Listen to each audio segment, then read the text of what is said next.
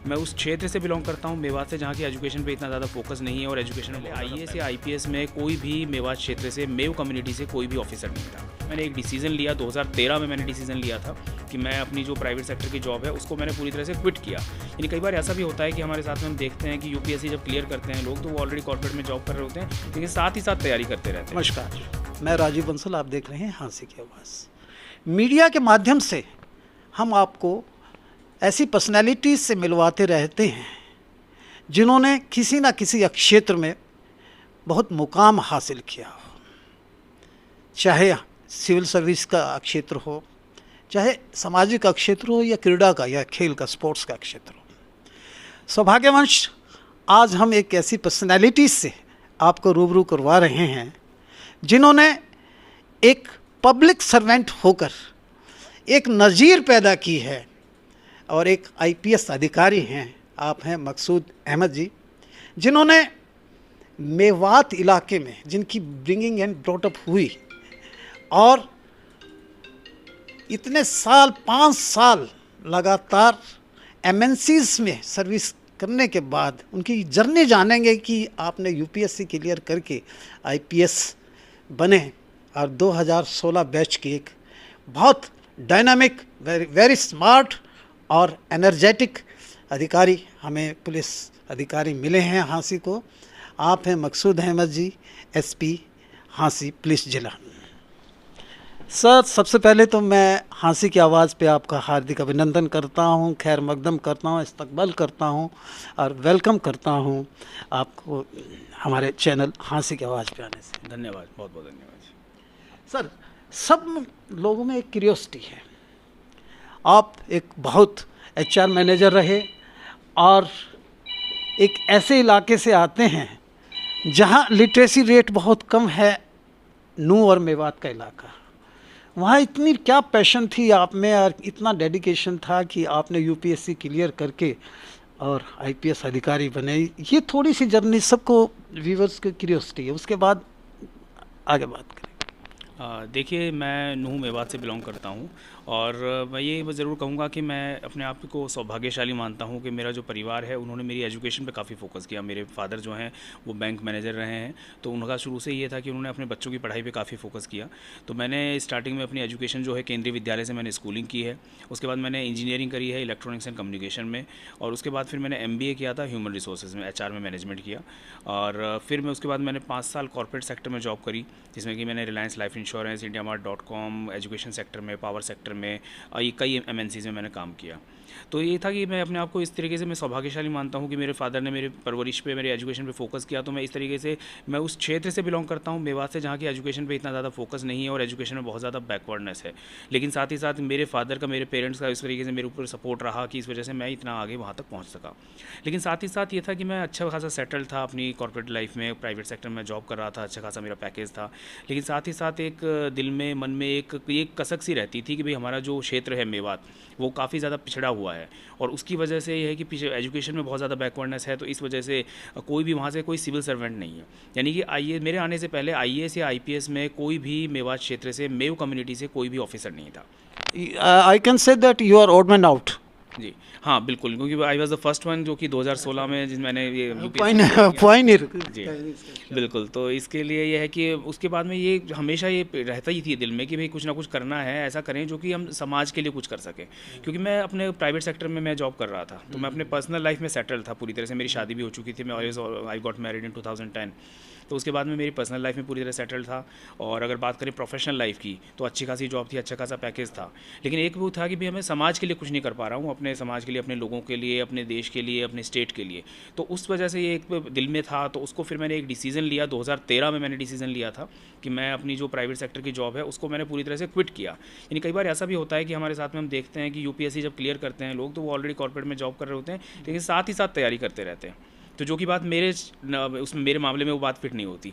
मैंने पूरी तरह से जॉब छोड़ करके डिसीजन लिया था कि मैं पूरी तरह जॉब छोड़ करके ही फिर यूपीएससी की तैयारी करूंगा। सर, मैं एक प्रश्न पूछ रहा हूँ, आपकी शादी हो चुकी थी, तो बेटर हाफ ने कभी आपको ये नहीं कहा कि भी आप इतना बड़ा स्टेक पे लेके चल रहे हैं एंड जो आपकी वो जो रोजी है उसको छोड़ रहे हैं और वो फाइनेंशियली आप कैसे कर पाएंगे? क्या उनका आपके पीठ पे हाथ रहा या वो आपकी रोल मॉडल भी रही क्या?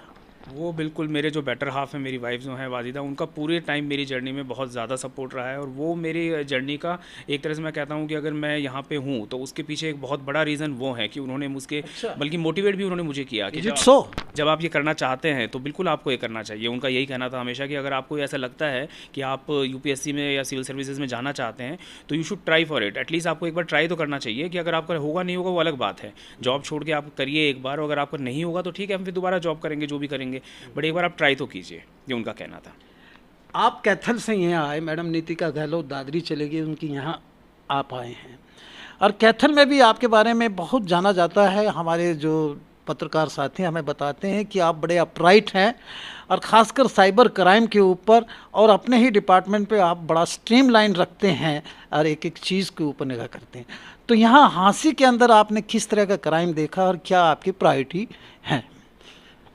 देखिए, अभी मैं जब हाँसी में आया तो यहाँ पे आकर के जब जैसे मीडिया के माध्यम से भी और बाकी लोगों से भी जैसे मैंने मुलाकात की यहाँ पे पब्लिक के साथ में भी, और उसके बाद में क्राइम को भी जाना है यहाँ पे, तो बेसिकली जो 2-3 तरह का क्राइम जो है वो काफ़ी ज़्यादा हो रहा है यहाँ पे। एक तो नशे का थोड़ा सा ज़्यादा है, एनडीपीएस का काफ़ी ज़्यादा यहाँ पे अभी प्रकोप सा है शहर के अंदर। अभी पिछले दिनों कुछ थोड़ा सा रिडक्शन हुआ है, बट फिर भी अभी वो एक है जो चैलेंज है जिसको कि हमें टैकल करना होगा।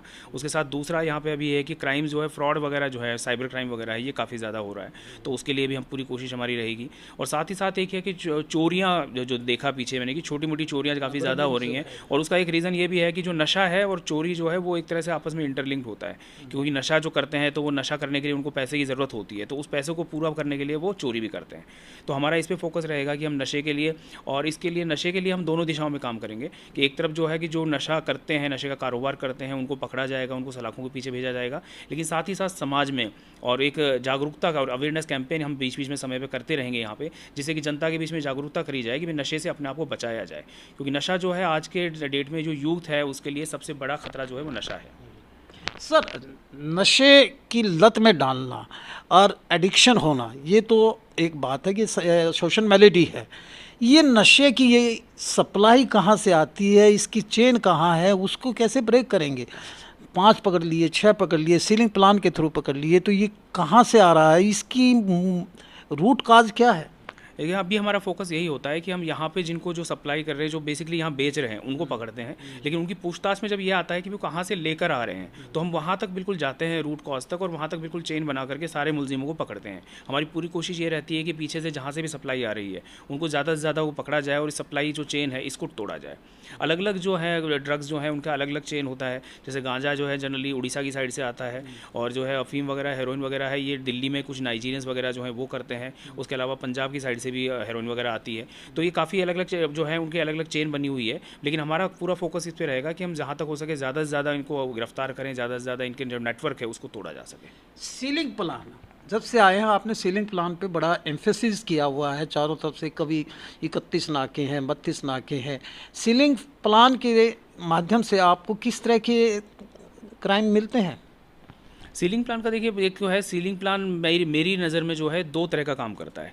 सीलिंग प्लान का एक तो हमारा होता है कि भाई हम व्हीकल्स को चेक करते हैं, व्हीकल्स में जो कोई भी ऐसा होता है कि भाई बिना लाइसेंस के या ऐसे कोई व्हीकल, इसमें चोरीशुदा व्हीकल भी कई बार रिकवर हुए हैं। साथ ही साथ जो है व्हीकल्स को, जो चोरीशुदा व्हीकल को या बिना नंबर के व्हीकल्स को जो चलाते हैं वो जनरली होते भी क्रिमिनल्स ही हैं, तो उनको जब हम उनसे पूछताछ करते हैं तो कुछ ना कुछ उसमें निकलता है। हमने पीछे काफ़ी सक्सेस रही है हमारी, हमने काफ़ी बाइक्स वगैरह रिकवर करी हैं, काफ़ी हमने नशे का भी उसमें पकड़े हैं, कारोबारियों को पकड़ा है, नशे के केस भी दर्ज हुए हैं एनडीपीएस के। लेकिन साथ ही साथ दूसरा जो फोकस होता है वो सीलिंग प्लान का, एक तरह से हम अपनी पुलिस को भी तैयार करते हैं। मेरी नज़र में यह है कि सीलिंग प्लान जो हम करते हैं समय समय पर, वो इसलिए करा जाता है कि जब भी कभी कोई वारदात होती है तो हम जैसे वारदात होने के तुरंत बाद ही पूरे इसमें ज़िले में सीलिंग प्लान को एक्टिवेट करते हैं। और उसका मतलब ये होता है कि भाई जहाँ भी जो हमने नाके हैं, अभी जो रूटीन में टाइमली जो सीलिंग प्लान होता है वो एक तरह से रिहर्सल होती है, प्रैक्टिस होती है कि जब भी कोई गंभीर अपराध हो, कोई वारदात हो, तो उस टाइम पे वो तुरंत अपने मौके पे, अपने नाके पे पहुंच सकें और वहाँ पे नाका लगा करके उनको पकड़ सकें। अभी जैसे पीछे कल ही एक वो हुई थी जो कि वारदात, वैसे वो थोड़ी झूठी निकली थी, बट उसमें हुआ ये था कि एक गाड़ी वाले आए थे और उन्होंने दूसरी गाड़ी से एक आदमी को पकड़ करके वो गाड़ी में बिठा के ले गए थे। तो हमने तुरंत ही सीलिंग प्लान अपना एक्टिवेट कराया था, नाके लगाए थे, और उसको 10 मिनट के अंदर अंदर हम उस गाड़ी को हमने पकड़ लिया था। वो अबडक्शन की, वो बाद में लेकिन अबडक्शन का केस नहीं निकला। उसमें हुआ ये था कि भाई एक जो आदमी था वो अपने फादर को डी एडिक्शन सेंटर में भेजना चाहता था, क्योंकि वो नशे के आदी था, और उसमें यह था कि वो जाना नहीं चाह रहा था, तो उसको एक तरह से फोर्सफुली उन्होंने उस गाड़ी में बैठा करके लेके गए थे, जो कि इसका बाद में ये निकला कोई वारदात नहीं हुई थी। लेकिन हमारे सीलिंग प्लान की मैं इसमें सक्सेस कहूँगा कहूँगा कि 10 मिनट के अंदर हमने उस गाड़ी को राउंड अप कर लिया था और हम उसको केस जो नहीं, वैसे केस नहीं था बट उसमें हमने वारदात को सॉल्व कम से कम कर लिया। सर कंसिस्टेंटली नाइफ असाल्ट के, चाकू असाल्ट के 3 केसेस हुए हैं। किस तरह की ये साइकिक क्राइम के मिलते हैं, कैसे बच्चे मिलते हैं, ये एडोलेसेंट हैं, टीनेजर हैं, कैसे हैं? ये जो अभी हांसी में अभी एक पीछे एक केस हुआ था पिछले हफ्ते जिसके बारे में आप जिक्र कर रहे हैं कि भाई एक स्कूल टीचर को बच्चों ने चाकू से उसके ऊपर हमले कर दिए थे। वो चारों बच्चे जो है जुवेनाइल थे।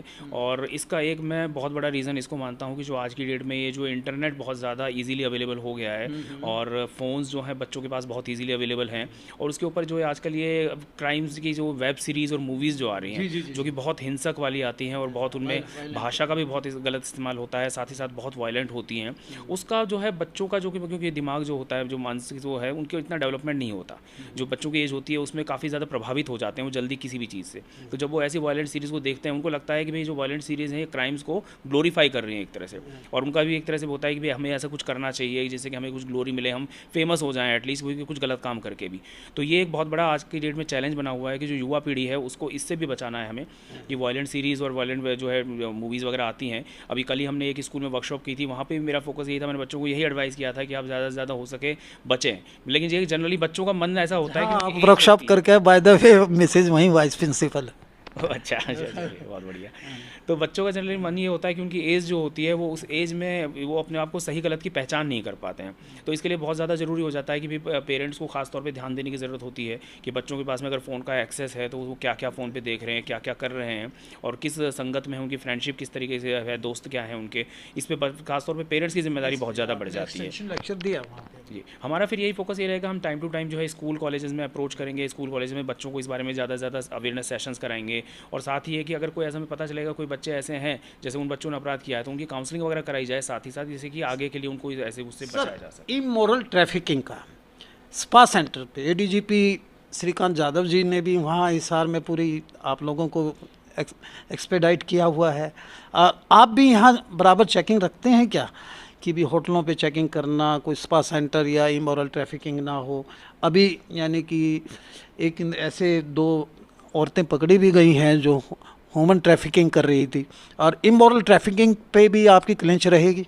बिल्कुल, हमने अभी जब से मैं आया हूँ पिछले 1 महीने के अंदर हम रूटीन में रेगुलरली सारे होटल्स को, कैफ़ेज़ को बिल्कुल चेक कर रहे हैं। जो हमारा सीलिंग प्लान होता है उस दौरान भी हम इस पे स्पेशल फोकस रखते हैं, और उसमें यह है कि चेक करते हैं हम कि उसमें 2-3 चीज़ों का ध्यान रखा जाता है। एक तो यह है कि भाई जो कि अगर होटल कोई चल रही है तो उसके पास में लाइसेंस है या नहीं, रजिस्ट्रेशन प्रॉपर उसका है या नहीं, और दूसरा ये होता है कि अगर मान लो होटल किसी को दे रहे हैं रेंट पे उस टाइम पे, तो उनका रूम का ये होता है कि उनको ID कंपलसरी होती है, लेनी होती है, और वो अडल्ट को ही दे सकते हैं, माइनर्स को नहीं दे सकते। तो ये सारी हम बिल्कुल चेकिंग कर रहे हैं। अभी तक जो है चेकिंग की गई है उसमें ऐसी कोई चीज़ नहीं पाई गई कि किसी पर्टिकुलर होटल में या रेस्टोरेंट में जो कि वो इमोरल ट्रैफिकिंग की एक्टिविटीज़ करवा रहे थे। जनरली ये पाया गया कि जो है कि म्यूचुअल अडल्ट्स हैं जो कि लड़का और लड़की हैं और वो उसमें होटल में स्टे करने के लिए आए हुए हैं, तो वो जनरली ये है कि क्राइम नहीं बनता। मोरली अगर हम बात करें तो मोरलिटी के हिसाब से, सोसाइटी के हिसाब से तो वो it can be a moral wrong thing, but वो अगर लीगली स्पीकिंग बात करें तो it is not a crime कि 2 म्यूचुअल जो कंसेंटिंग अडल्ट्स हैं वो अगर किसी होटल रूम में जाकर के रूम लेते हैं। बट हमारा फोकस रहेगा कि हम ऐसी कोई इलीगल एक्टिविटी ना होने दें कि अगर कोई नाबालिग बच्चे हैं, स्कूल गोइंग चिल्ड्रन हैं, या फिर कोई ऐसी इमोरल ट्रैफिकिंग की एक्टिविटी किसी भी रेस्टोरेंट में, कैफ़े में, होटल में नहीं करने दी जाएगी। ह्यूमन ट्रैफिकिंग के 2 महिलाएं जो है आरोपी महिलाएं हैं आपने अरेस्ट की हैं, ये बड़ी एक अचीवमेंट है। ऐसी और भी इसके ऊपर क्लेंच रखेंगे आप? जी बिल्कुल, आगे पूरी तरह से फोकस हमारा रहेगा कि ह्यूमन ट्रैफिकिंग जो है, कोई ऐसा बच्चा चोरी के कोई अगर केस आता है या फिर साथ साथ इमोरल ट्रैफिकिंग कोई एक्टिविटी होती है तो पूरी तरह से उन पर काबू किया जाएगा।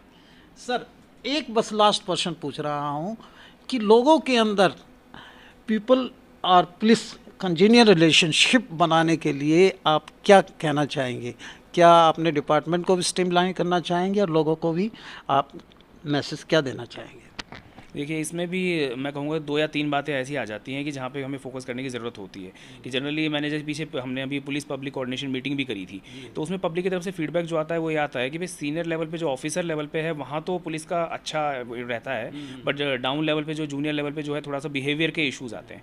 तो उसके लिए हम फोकस ये रहेगा कि हम अपनी पुलिस पर्सनल को भी टाइम टू टाइम ट्रेनिंग देंगे, बिहेवियरल ट्रेनिंग देंगे, उनके उसमें प्रॉपर उनका बिहेवियर जो है उनको सुधारने की कोशिश की जाएगी। लेकिन साथ ही साथ हमारा पब्लिक से ये रहेगा कि भाई पब्लिक जो है ज़्यादा से ज़्यादा पुलिस को अप्रोच करे और पुलिस से घबराए नहीं।